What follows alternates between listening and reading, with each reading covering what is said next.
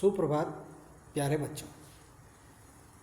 हम आज फिर एक mammalian endocrinology BSc third year के टॉपिक के बारे में चर्चा करेंगे। हमने पढ़ा मेल रिप्रोडक्टिव सिस्टम्स के बारे में। मेल रिप्रोडक्टिव सिस्टम्स के बाद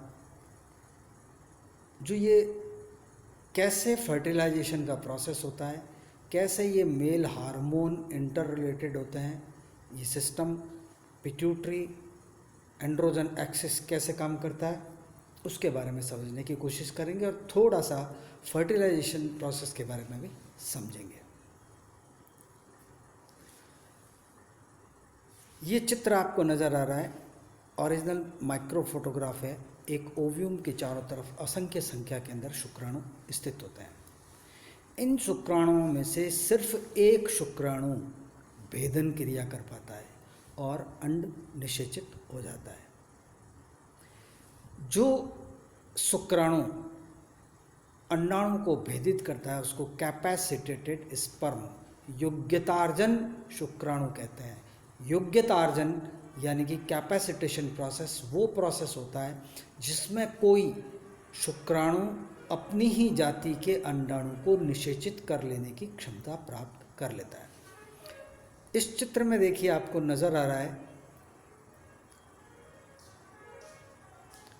ये एग है। इसमें फर्स्ट पोलर बॉडी बन चुकी है। इसके अंदर जो स्पर्म्स होते हैं वो एंटर कर रहे हैं और कोई एक शुक्राणु अंदर की तरफ जाने की प्रोसेस में होता है।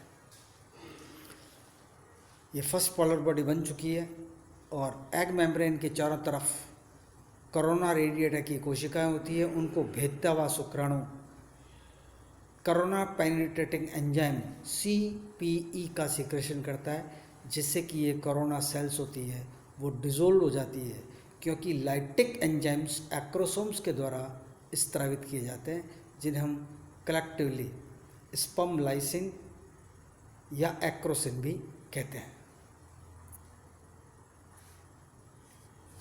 ये जो एग और जाइगोट होते हैं वो हैप्लॉइड होते हैं। शुक्राणु हैप्लॉइड होता है, अंडाणु भी हैप्लॉइड होता है। हैप्लॉइड ओव्यूम और हैप्लॉइड स्पर्म दोनों के अंदर फर्टिलाइजेशन का प्रोसेस होता है। तो इससे एक कोशिका बनती है जो कि डिप्लॉइड बन जाती है, जिसे हम जाइगोट कहते हैं। जाइगोट के अंदर जो क्रोमोसोम की संख्या होती है वो 2n = 46 होती है। अब इस जाइगोट के अंदर अर्ली डेवलपमेंट होता है, माइटोटिकली ये जाइगोट डिवाइड होता है और इससे 2n नंबर ऑफ क्रोमोसोम बनते हैं और 2n जो इसके अंदर बनते हैं वो 48 होते हैं। ये मेल अथवा फीमेल होते हैं। मेल और फीमेल के रिप्रोडक्टिव ऑर्गन गोनाड के अंदर अर्धसूत्रीय विभाजन मियोसिस की प्रक्रिया होती है और इस मियोसिस की प्रक्रिया के द्वारा यहाँ ये मियोसिस होता है, यहाँ ये माइटोसिस होता है। मियोसिस के द्वारा ये n नंबर बनते हैं। ये n और n मिलकर 2n बनाते हैं। 2n से ये मेल या फीमेल बनते हैं और फिर इससे जाइगोट बनते हैं। इस प्रकार ये ह्यूमन लाइफ साइकिल चलता रहता है। अब जब फर्टिलाइजेशन का प्रोसेस होता है तो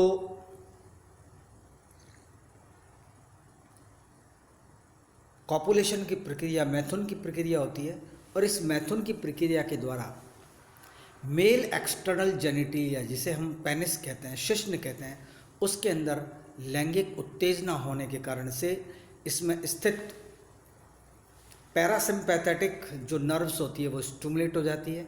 उनसे नाइट्रस ऑक्साइड का रिलीज होता है। नाइट्रस ऑक्साइड जब रिलीज होता है तो जो छोटी छोटी धमनिकाएँ होती है शिश्न के अंदर उपस्थित, वो फैल जाती है। उसके फैलने के कारण से उनमें आकर रक्त भर जाता है और जो पेनिस होता है वो उत्थित हो जाता है, स्टिमुलेट हो जाता है, हार्ड हो जाता है।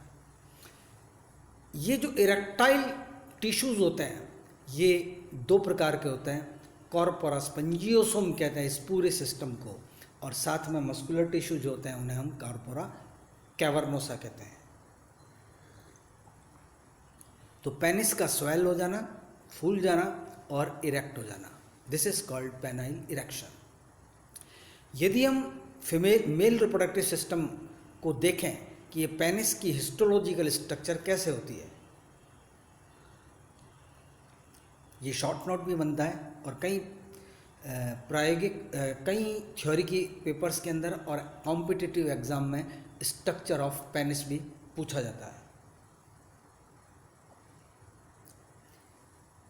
इस चित्र में आपको एक तरफ मेल रिप्रोडक्टिव ऑर्गन्स दिख रहे हैं और दूसरी तरफ ये जो काट दिख रहा है ये पेनिस का टीएस ट्रांसफर सेक्शन है।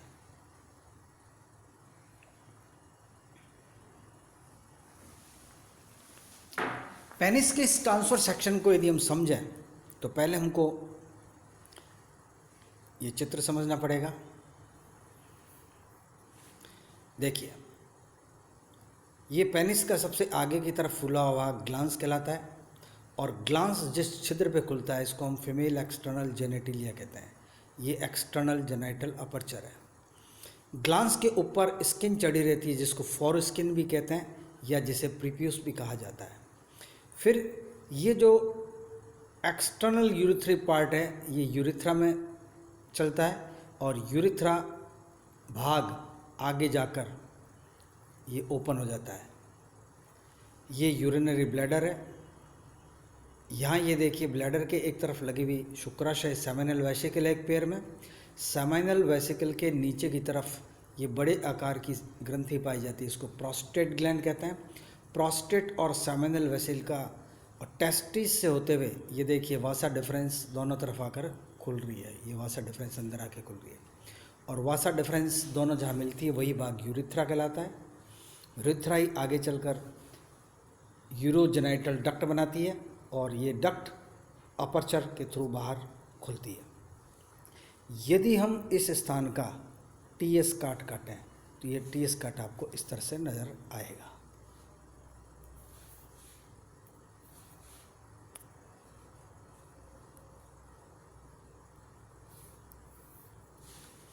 ये देखिए कॉर्पस स्पंजियोसम, ये देखो पेनिस के अंदर पाया जाने वाला ब्लड वेसल्स होती हैं और कॉर्पोरा कैवर्नोसा ये मस्कुलर टिश्यू होता है। पेनिस के ऊपर की तरफ डॉर्सल ब्लड वेसल्स भी पाई जाती है और ये कॉर्पस स्पंजियोसम के बीचों बीच आपको दिख रहा है यूरिथ्रा। ये रहा यूरिथ्रा। 3 ग्लैंड्स आपको इस डायग्राम में नज़र आ रही है। पहली आ रही है सेमिनल वेसिकल, दूसरी प्रोस्टेट ग्लैंड, तीसरा बल्बो यूरिथ्रल ग्लैंड। ये 3 ग्रंथियों का स्त्राव और शुक्राणु मिलकर जो सब्सटेंस बनाते हैं उसको हम सीमेन अथवा वीर्य कहते हैं। तो पेनिस के टीएस के अंदर कॉर्पस स्पंजियोसम ब्लड से भर जाता है और ये कॉर्पोरा कैवर्नोसा एक जोड़ी में पाए जाने वाले टिश्यूज़ होते हैं जो लॉन्गिट्यूडनली स्थित होते हैं पेनिस के दोनों तरफ स्पंजियोसम को घेरते हुए। इस प्रकार ये पेनिस की स्ट्रक्चर है। उम्र बढ़ने के साथ साथ ये जो स्पंजियोसम टिश्यूज़ होते हैं इनके अंदर रुधिर नहीं भर पाता तो ये शिश्न उत्थित नहीं होता है। तो जो इरेक्शन ऑफ द पेनिस होता है it is totally depend of the fulfilment of the blood vessels of penis.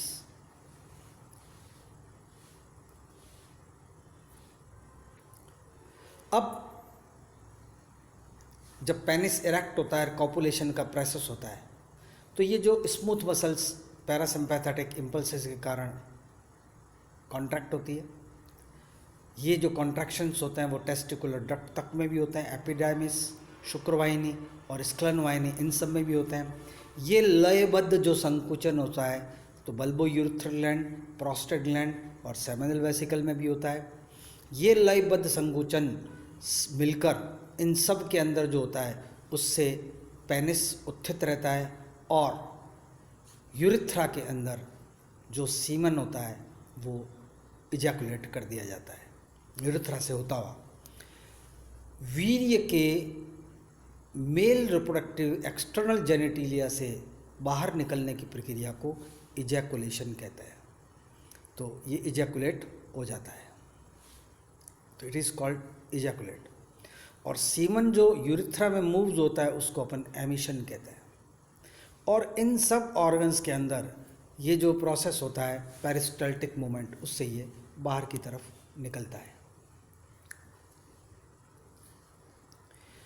अब रिप्रोडक्टिव फंक्शन का हार्मोनल कंट्रोल होता है मेल के अंदर। हाइपोथैलेमस और पिट्यूटरी हार्मोन बहुत इंपॉर्टेंट रोल प्ले करते हैं। मनुष्य के नर जो शरीर होता है मेल के अंदर, जब तक हाइपोथैलेमस के द्वारा गोनेडोट्रोपिन्स का रिलीज नहीं होता है, ये गोनेडोट्रोपिन रिलीज नहीं होते हैं, तब तक गोनेडोट्रोपिन रिलीजिंग हार्मोन इमैच्योर होता है। गोनेडोट्रोपिन रिलीजिंग हार्मोन जब आता है हाइपोथैलेमस से पिट्यूटरी को, तो पिट्यूटरी के द्वारा स्त्रावित हार्मोन को गोनेडोट्रोपिन्स कहते हैं। ये गोनेडोट्रोपिन्स दो प्रकार के होते हैं, एक फॉलिकल स्टिमुलेटिंग हार्मोन FSH कहलाता है और दूसरा LH ल्यूटिनाइजिंग हार्मोन कहते हैं। FSH टेस्टिस के अंदर शुक्राणु जनन की क्रिया को स्टिमुलेट करता है। FSH stimulates spermatogenesis in testis, जबकि LH को मेल के अंदर ICSH interstitial cell stimulating hormone भी कहते हैं। इसको इसलिए अंतराली कोशिकीय उद्दीपक हार्मोन कहते हैं क्योंकि ये टेस्टिस के अंदर स्थित अंतराली कोशिकाएं जो होती है उनको सेक्स हार्मोन टेस्टोस्टेरोन के स्त्रवण के लिए उद्दीपित करता है। इसके अलावा एक अन्य हार्मोन इनहिबिन भी होता है जो कि फॉलिकल स्टिमुलेटिंग हार्मोन के ओवर सीक्रेशन को प्रिवेंट करता है, रोकता है। जो सेमिनिफेरस ट्यूबुल्स की सबस्टेंटेकुलर कोशिकाएं होती है, इनके द्वारा ये इनहिबिन हार्मोन का स्राव होता है।